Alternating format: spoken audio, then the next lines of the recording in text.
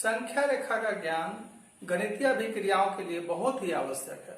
बच्चे सही ढंग से समझ नहीं पाते कि संख्या रेखा क्या है, धनात्मक संख्याएं क्या है, ऋणात्मक संख्याएं क्या है, उनका निरूपण संख्या रेखा पर कैसे होगा, परिमेय संख्याओं का निरूपण कैसे होगा और प्रकृत संख्याओं का निरूपण कैसे होगा, सही से नहीं समझने के कारण गणितीय अभिक्रियाओं में आगे चलकर उन्हें काफी परेशानियों का सामना करना पड़ता है। वे सही से समझ नहीं पाते कि कौन सी संख्या बड़ी है, कौन सी संख्या छोटी है, यानी अवरोही क्रम आरोही क्रम में भी उन्हें परेशानियों का सामना करना पड़ता है। तो आज हम लोग संख्या रेखा को समझने का प्रयास करें। तो आइए मेरे साथ आप भी तैयार हो जाइए।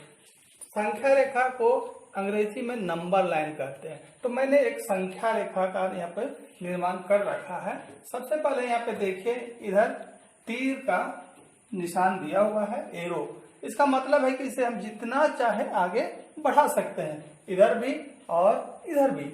यहाँ पे देखिए आप, बीच में शून्य दिया हुआ है। यहाँ पर आप देख पा रहे हैं शून्य, 1 2 3 4 5 6 और जितने आवश्यक हो हम लोग इसको दर्शा सकते हैं। और शून्य के बाद इधर देख रहे हैं -1 -2 -3, इस तरह से हम लोग इधर और बढ़ सकते हैं जितना चाहें, जितनी आवश्यकता हो।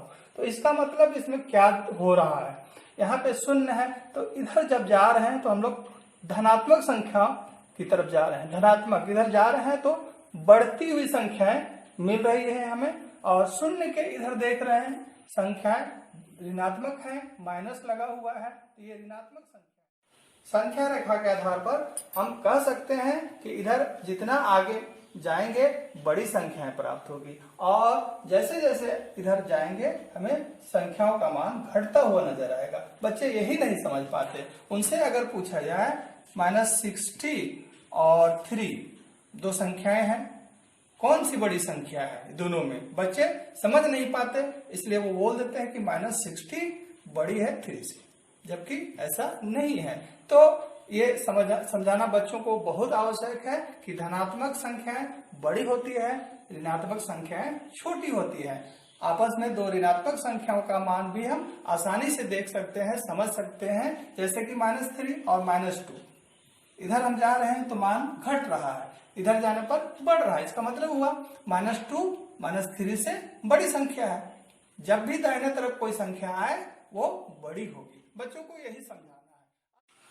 अब संख्या रेखा पर संख्याओं का निरूपण कैसे किया जाता है, मैं यह समझाने का प्रयास करता हूं। बच्चे आप ध्यान से देखें और समझने का प्रयास करें। जैसे कि मान लीजिए कोई संख्या है 3/4, कोई भी संख्या हो सकता है, -2/5 एंड 6/5। इनका संख्या रेखा पे हमें निरूपण करना है। तो सबसे पहले यहाँ पे ध्यान देना है कि धनात्मक संख्या है या ऋणात्मक। तो धनात्मक संख्या है तो 0 से दाहिने तरफ जाएगा, ऋणात्मक है तो 0 से इधर जाएगा। यह हमको अच्छे ढंग से पता करना है। उसके बाद जो संख्या का निरूपण करना है उसका एग्जैक्टली मान कौन दो पूर्ण संख्याओं के बीच में आ रहा है, यह भी जानना अति आवश्यक है। और उन्हीं दो संख्याओं को हमको संख्या रेखा पर दर्शाना आवश्यक है, पूरी नंबर लाइन बनाना आवश्यक नहीं है। तो 3/4 कहाँ पर है, सबसे पहले हम ये पता करेंगे। तो मैं बता दूं, अंश और हर में एक रिलेशन होता है। अगर हर बड़ी है, अंश छोटी है, तो हमेशा 1 से छोटी संख्या होगी। तो यहाँ पे देख रहे हैं अंश 3 है, हर 4 है, तो अंश 3 होने के कारण 4 से वो छोटी संख्या है। तो यहाँ पर ये 0 और 1 के बीच में आएगा, क्योंकि 1 से यह छोटी संख्या है। तो संख्या रेखा पर 0 और 1 हम दर्शाएंगे, बाकी अंकों को दर्शाना आवश्यक नहीं है। अब हर में यहाँ पर 4 है, 4, तो 0 और 1 के बीच में 4 बराबर भागों में सावधानी से इसे बांटेंगे।